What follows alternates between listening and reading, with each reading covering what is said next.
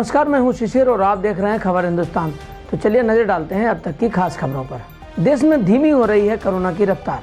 देश में कोरोना की रफ्तार अब कम होती नजर आ रही है। आपको बता दें कि आज फिर कोरोना संक्रमण के 3 लाख से भी कम मामले सामने आए हैं। स्वास्थ्य मंत्रालय ने बताया कि देश में कोरोना के 2,86,384 नए मामले सामने आए हैं। इस दौरान 573 लोगों की मौत हो गई है। वहीं 3,06,357 मरीज ठीक भी हुए हैं। देश में अब एक्टिव मरीजों की संख्या 22,02,472 हो गई है। अमित शाह मथुरा और योगी आदित्यनाथ बिजनौर में आज डोर टू डोर मांगेंगे वोट। उत्तर प्रदेश में विधानसभा चुनाव प्रचार अब जोर पकड़ने लगा है और अब शीर्ष नेताओं के दौरे शुरू हो गए हैं। विपक्ष को शिकस्त देने के लिए भाजपा के सभी स्टार प्रचारक और दिग्गज नेता चुनावी मैदान में उतरने को तैयार हैं। इसी बीच केंद्रीय गृह मंत्री अमित शाह मथुरा आ रहे हैं, जहां वे मतदाताओं से मिलेंगे। वहीं सीएम योगी आदित्यनाथ बिजनौर के दौरे पर हैं, जहां वो मतदाता संवाद कार्यक्रम के साथ साथ वोटरों से डोर टू डोर जनसंपर्क करेंगे। धनबाद रेल डिवीजन ट्रैक को नक्सलियों ने उड़ाया। हावड़ा नई दिल्ली रेल रूट हुआ बाधित। नक्सलियों ने धनबाद रेल मंडल के चिचांकी और चौधरीवान रेलवे स्टेशन के बीच ट्रैक पर बम विस्फोट किया है। इससे ट्रैक क्षतिग्रस्त हो गया है। विस्फोट के बाद रेलवे ने तुरंत धनबाद और गया के बीच रेल यातायात को रोक दिया है। आपको बता दें कि यह घटना रात करीब 1:30 बजे घटी, लेकिन संयोग बस किसी जानमाल का नुकसान नहीं हुआ है। विस्फोट की चपेट में ट्रेन के आने से नुकसान हो सकता था। रेल यातायात बाधित होने से हावड़ा और नई दिल्ली की तरफ जाने वाली कई ट्रेनें झारखंड बिहार के विभिन्न स्टेशनों पर खड़ी रहीं। डीडीएमए की आज अहम बैठक। वीकेंड कर्फ्यू खत्म करने का हो सकता है फैसला। दिल्ली में कोरोना वायरस संक्रमण की तीसरी लहर के रूप में आए ओमिक्रॉन वेरिएंट के मामले में अब कमी आ रही है। बुधवार को 24 घंटे के दौरान दिल्ली में कोरोना वायरस संक्रमण के 8,000 के करीब आए हैं, जो कभी 25,000 से अधिक पहुंच गए थे। कोरोना के घटते मामलों के बीच दिल्ली में वीकेंड खत्म करने समेत कई प्रतिबंधों को हटाने पर भी फैसला हो सकता है। राहुल गांधी का पंजाब दौरा, जहां वो उम्मीदवारों से करेंगे मुलाकात। पंजाब की सत्ता में वापसी की आस लगाए बैठी कांग्रेस पूरी तैयारी के साथ चुनावी मैदान में उतर रही है।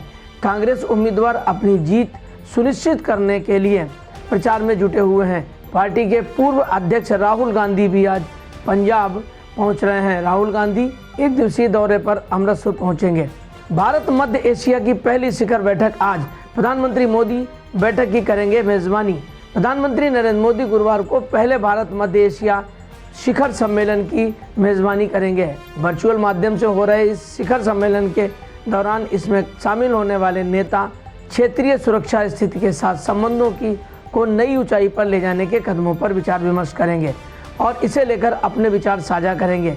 इस शिखर सम्मेलन में 5 देशों के राष्ट्रपति हिस्सा लेंगे। कांग्रेस में रहे प्रदेश अध्यक्ष किशोर उपाध्याय को कांग्रेस पार्टी ने 6 साल के लिए पार्टी से निकाला। कांग्रेस में टिकट बंटवारे के बाद कई सीटों पर लगातार बगावती तेवर सामने आ रहे हैं। इसी क्रम में उत्तराखंड के पूर्व कांग्रेस अध्यक्ष किशोर उपाध्याय को पार्टी विरोधी गतिविधियों के लिए 6 साल के लिए पार्टी से निष्कासित कर दिया गया है। पूर्व कोच रवि शास्त्री ने विराट कोहली को दिया सुझाव, 2-3 महीने का ब्रेक लेकर कर सकते हैं अच्छा प्रदर्शन। टीम इंडिया के पूर्व मुख्य कोच रवि शास्त्री ने सुझाव दिया है कि अगर विराट कोहली 2 या 3 महीने के लिए ब्रेक लेते हैं तो वह अगले 3-4 साल शानदार प्रदर्शन कर सकते हैं। भारत के दक्षिण अफ्रीका के खिलाफ टेस्ट सीरीज हारने के बाद कोहली ने टेस्ट कप्तान का पद छोड़ दिया था। वह भारत के टेस्ट मैचों में सबसे ज़्यादा 68 मैचों में कप्तानी की। शास्त्री चाहते हैं कि कोहली शांत रहें और अपनी बल्लेबाजी पर ध्यान दें। मां ने शहीद बेटे की याद में बनवाया स्मारक, कहा मुझे अपने बेटे पर गर्व। छत्तीसगढ़ के जसपुर के परवा आरा गाँव में एक मां ने अपने शहीद बेटे की याद में स्मारक बनवाया है। वासिल टोप्पो का बेटा पुलिस जवान था जो एक नक्सल हमले में शहीद हो गया था, जिसकी याद में उन्होंने स्मारक बनवाया है। ANI से बात करते हुए वासिल टोप्पो ने कहा कि उन्हें अपने बेटे पर गर्व है। केंद्र सरकार विमानन कंपनी को आज टाटा समूह को सौंप सकती है। टाटा समूह 4 उड़ानों में भोजन सेवा शुरू करेगी। अब एयर इंडिया को टाटा के हाथों में सौंपने का समय आ गया है। एयर इंडिया की कमान आज टाटा को सौंपे जाने की उम्मीद है। करीब 69 साल पहले समूह से विमानन कंपनी लेने के बाद उसे अब फिर टाटा समूह को सौंपा जा रहा है।